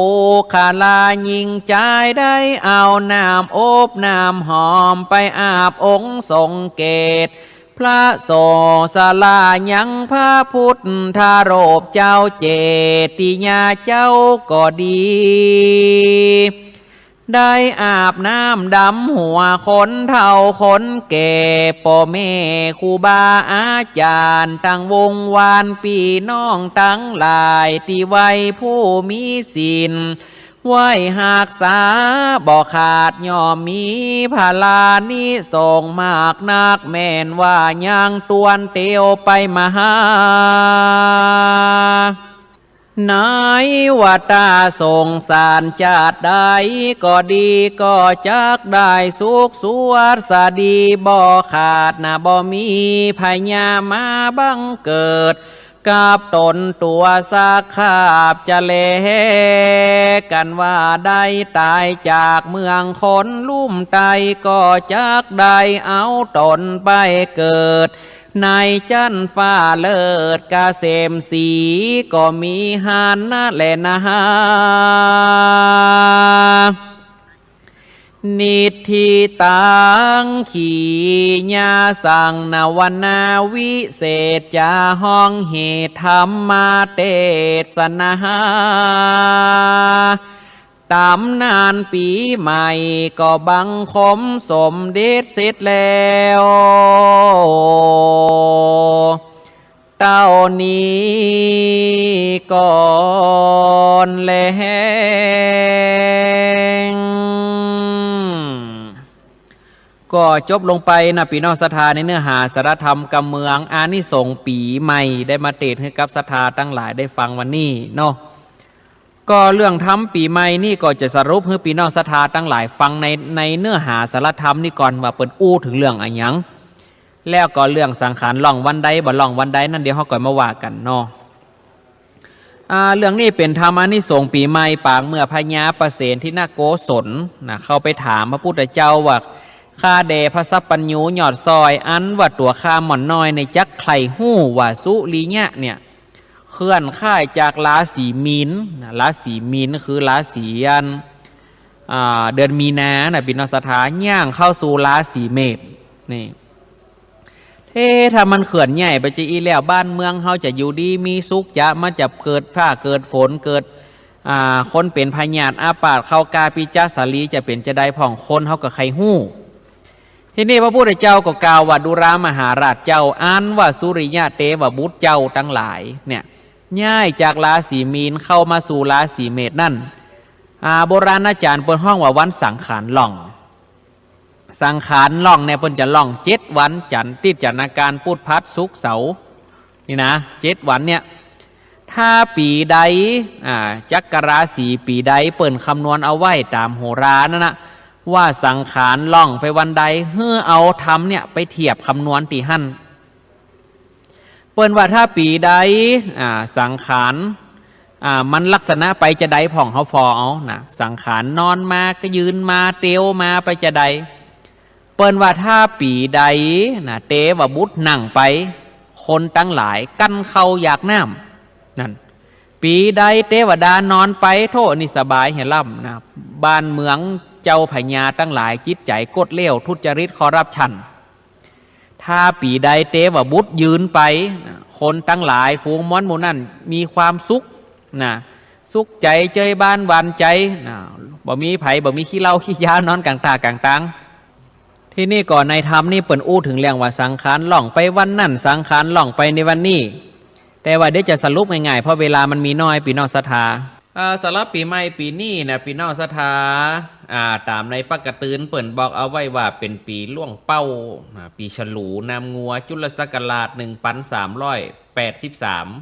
พุทธศักราช2564ปีนี้เป็นปีอธิกมาศนะปีนี้มีเดือน12 หนปกติวานปกติสุรทินปีนี้เปิ่นว่าพระอาทิตย์ย้ายจากราศีมีนเข้าสู่ราศีเมษตรงกับวันพุธที่14 เมษายน 2564ขึ้น3 ค่ำเดือน8นะง่ายๆก็คือว่าสังขารปีนี้ล่องได้วัน44บ่ได้ล่องวันที่13นะตามที่โหราเปิ่นได้ทำนายเปิ่นได้เขียนแต้มลิศนาเอาไว้เพราะฉะนั้นปีนี้สังขารล่องไปในวันที่14สังขารล่องละวิสังขารแต่งองค์ทรงเขียงด้วยสีดำประดับด้วยแก้วนินอินทนินมือขวาบนถือลูกศรมือซ้ายถือน้ำต้นมือขวาปาดไว้บนตักที่นี่นะนั่งคดสวายอยู่บนหลังนกยุงลูกจากหนตะวันออกไปหนใต้มีนางเทวดาชื่อว่านางสุรินทร์หับเอาหัวปูจากขานั่นนะเดี๋ยวมันเป็นจะได้เดี๋ยวมันฟูเขามาฟังตำนานเนาะตามหีดหอยโบราณแต่ก่อนบะเกานี่เปิ้นว่าถ้าวันสังขารล่องนี่ก็ฮือปัดกวาด7 ถูบ้านจองนะวัดวาอารามก็ไปเจอกันกวาดกันเพลในวันที่15 เมษาเป็นวันเน่านะต่อมาก่อวันที่16 เมษาเป็นวันพญาวันเป็นวันเถลิงศักราชเขาก็ไปด้านขันเข้าขันป่าในวันที่16เปิ้นเด้อจะดำหัวดำวันที่16เด้อพี่น้องศรัทธาเฮาเพราะเป็นวันพญาวันแต่ก่อนเขาเคยดำกันวันที่15แต่ถ้าเอาไปเนี่ยวันที่15นั้นมันเป็นวันเน่านะตามที่เปิ้นได้คำนวณไว้ว่ามันเป็นวันเน่าเดี๋ยวก็มันก็บ่เป็นสิริมงคลกับชีวิตแท้เหมาะเนาะปีนี้นี่งัวเป็นสัญลักษณ์น้ำปีนะคือตั้งอกตั้งใจทำบุญใส่บาตรออนเดอร์ปีน้องศรัทธาทั้งหลายนางสงกรานต์ปีนี้นี่ปีล่วงเป้าหรือหนใต้บริวารปีฉลูปีนี้นางสงกรานต์จื่อว่ารากะสกะรากะทะสะเตวีทะลงผ้าหูรัดในดอกบัวหลวงมีมโนแก้วมโนราประดับอาภรณ์กินเลือดเป็นอาหารนะทโบสังโคปีนี้นะถ้าอย่าฆ่ากันตายจะได้พูนี่มือขวาถือตรีศูนย์มือซ้ายถือธนูนอนอยู่มาบนหลังหมูนะปีนี้หนักขึ้นน้ำ2 ตัวบันดาลฝนตกลงมา505ตกในจักรวาล205ตกในป่าไม้หิมพานต์155ตกในมหาสมุทร105ตกในโลกมนุษย์55ปีนี้น้ำฝนน้อยกำตำนายเปิดเอาว่าไว้ว่าปีนี้นี่เต้าพญาคหบดีรัฐมนตรีแต่ละกระทรวงคณะสงฆ์องค์เจ้าทั้งหลายจะเดือดร้อนนั่นจะเป็นจะได้ฮูนเด้อสัตว์สีตีนจะโลก5ลงมากินคนน่ะน้ำจักท่วมนักนาตรงหงจักดีนาป่าน้อยป่าใหญ่จักอุดมสมบูรณ์ผลหมากหลากไม้เนี่ยแมงจากลงมากินเมียไม่กะเพียงกระบงกันเด้อปีนี้นะแห้งจะแรงจะได้บ่หัวจะหิวเหตุการณ์รบราคาฟันกันตังตะวันออกอันนี้เปิ่นทำนายกันว่าจะแต้มโหนอคน อาจจะมีใครมีพยาธิกันนักขึ้นกระแตกะโอ้โรคโควิดเนี่ยข่วยบ้านข่วยเมืองนะปีนี้ก็ตามตำนายเปิ่นได้ว่าเอาไว้ว่าคนเกิดวันอาทิตย์จักมีโจกนะ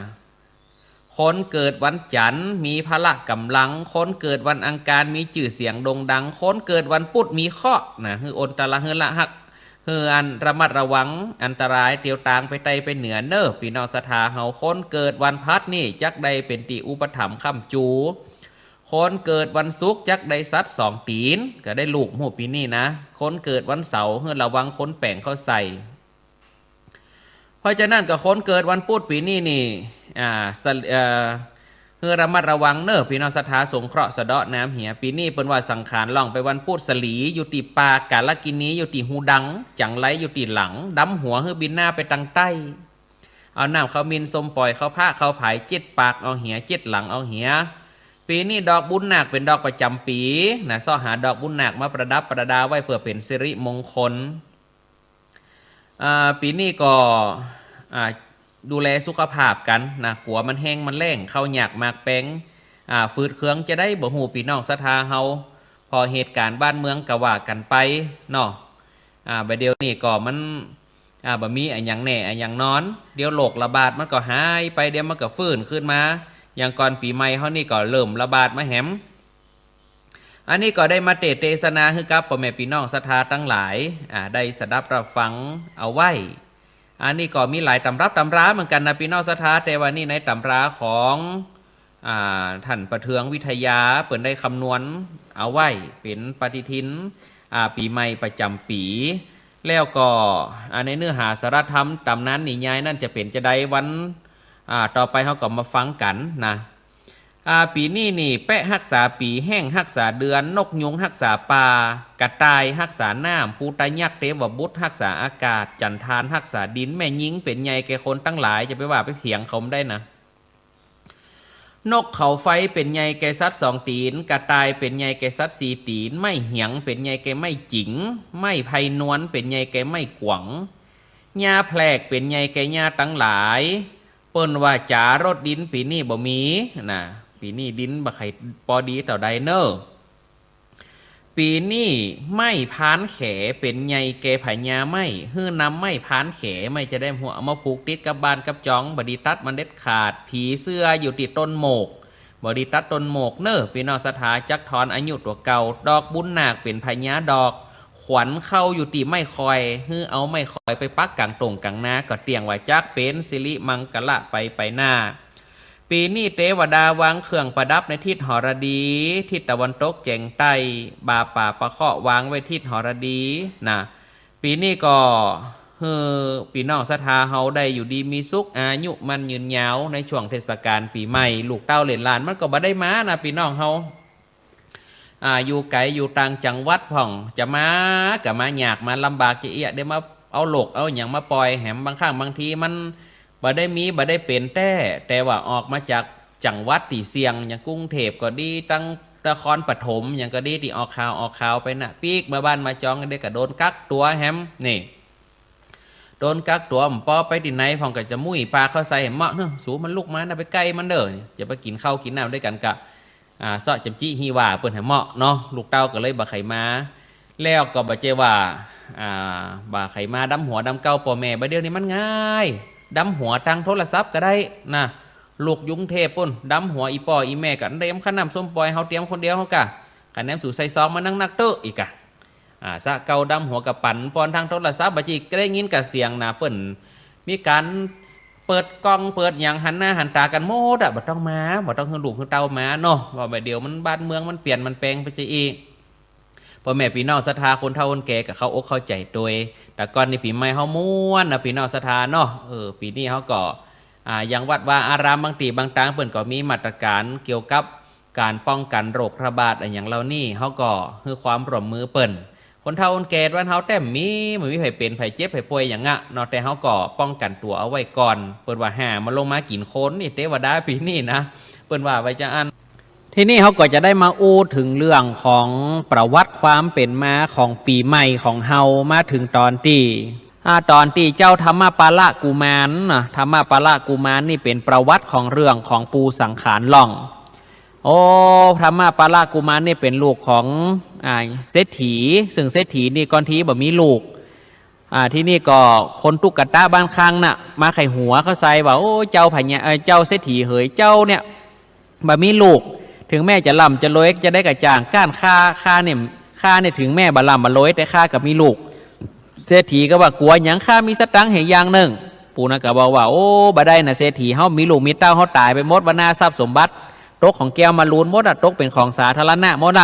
เศรษฐีคนนี้ก็มากึดใจใดกูอย่างเงี้ยใจใดดีก็เลยไปบักบนหาเทวบุตรเทวดาขอฮือเดินจิตโดนใจหาเทวดาลงมาเกิดเมื่อนั่นพญาอินทราก็ไปขออาราธนาเอาเทวบุตรมาตนหนึ่งนะขอฮือได้มา